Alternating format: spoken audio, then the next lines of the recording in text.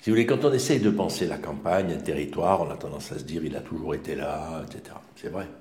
Mais ce qu'il faut bien comprendre, c'est que la population est extrêmement mobile. Et l'imaginaire qu'on a du monde n'arrête pas de changer. Jamais le monde n'a changé aussi vite.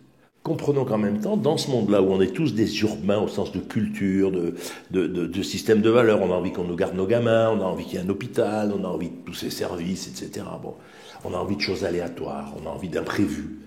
Et en même temps, on a effectivement besoin de travailler sur ce qui est la longue période du territoire, son origine, son histoire, sa mémoire. Qu'est-ce qu'il raconte ce territoire? Et qu'est-ce qu'il raconte d'un point de vue historique, la qualité du cadre bâti, les églises, etc. Puis aussi d'un point de vue des nouveaux systèmes naturels, la lecture de la nature, etc.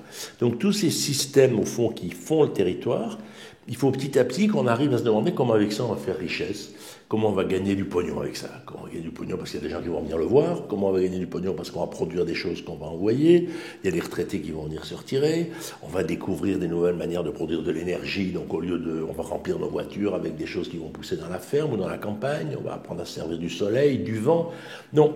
On va vivre mieux parce qu'on sera plus attentif à ce territoire. Il ne faut pas s'y refermer. On ira aussi à Moscou, à Pékin ou en Afrique. Donc on va être mobile quand même. On n'est pas en train de refaire des petites niches. Mais on peut essayer de comprendre cette nouvelle société, son esthétique et tout, son nouveau rapport à la nature, pour vivre mieux ensemble ici, en ce moment. Il faut comprendre tout ça en même temps, et donc du coup faire de grands événements, faire des fêtes, faire des grands monuments, des choses qui d'un coup fait qu'on se rassemble autour, à un moment donné, parce qu'on aménage un territoire, parce qu'on a un projet écologique, parce qu'on crée une entreprise, parce qu'on crée une crèche, et puis après on passe à autre chose.